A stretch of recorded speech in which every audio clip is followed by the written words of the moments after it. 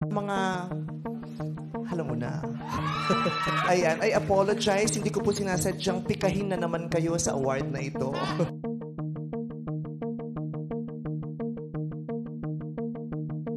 Muling binanata ni Uncoverable Star Vice Ganda ang mga taong hindi sang-ayon sa estilo ng kanyang pagpapatawa. Sa opening ng It's Showtime ngayong araw September 30 ay binati ng It's Showtime family ang natanggap na award ni Vice Ganda kagabi sa Film Development Council of the Philippines o FDCP. Pinarangalan nga si Vice Ganda dahil sa kontribusyon nito bilang komedyanteng Pilipino mapa-telebisyon o pelikula. Hindi naman sinayang ni Vice Ganda ang pagkakataon na magpasalamat sa FDCP. Ayon kay Vice Ganda sa It's Showtime, "Thank you so much. Hawakan ko na yung trophy. Kasi alam nyo po, malaking honor itong trophy na to. Nalungkot din ako na hindi ko siya nakuha kahapon." Ipinaliwanag din ni Vice kung bakit hindi niya nakuha ng personal ang trophy na iginawad sa kanya ng FDCP. Paliwanag ni Vice Ganda, "I wasn't there to personally accept the trophy and to personally say my speech. Nagpapasalamat po ako sa Film Development Council of the Philippines for this award." Pagkatapos nga ito sabihin ni Vice ay tinitigan niyang maigi ang kanyang trophy at proud na binasa sa madlang people ang kanyang buong pangalan. Sabay sabing, "Ako to, akin to." Dagdag pa ng komedyante, "Maraming salamat po sa pagkilala ninyo sa mga naging kontribusyon ko sa industriya sa pelikula.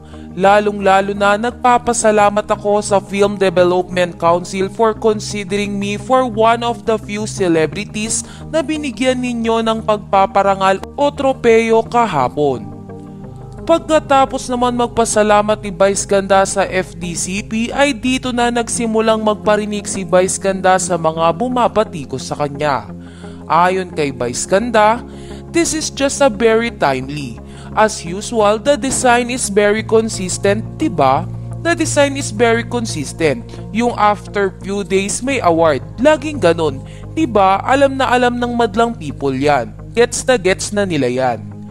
Nagpasalamat din si Vice Ganda sa lahat ng tumutulong sa kanya tuwing siya ay may pelikula.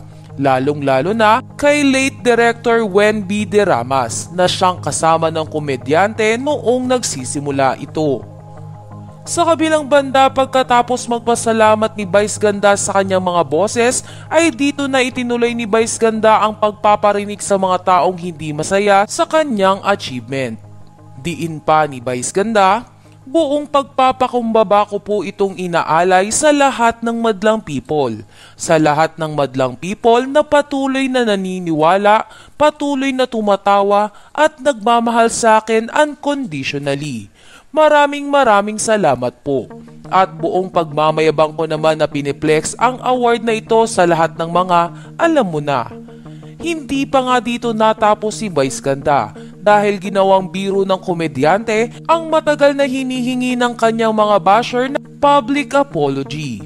Ayon kay Vice Ganda, "I'll apologize. Hindi ko po sinasadyang pikahin na naman kayo sa award na ito. Maraming natutuwa, maraming masayang-masaya para sa akin at alam kong marami na namang tumataas ang kilay at marami na namang nabubwisit dahil sa award na ito. Hindi ko po sinasadyang pikahin kayo dahil sa parangal na ito." Samantala, kuwang-kuha ng madlang people ang punto ni Vice Ganda sa kanyang mga sinabi kanina sa It's Showtime. Anila ay kahit anong gawin ng mga basher nito, mapasimpleng tao o may katungkulan sa gobyerno ay hindi nila kayang pabagsakin ang nag-iisang Vice Ganda.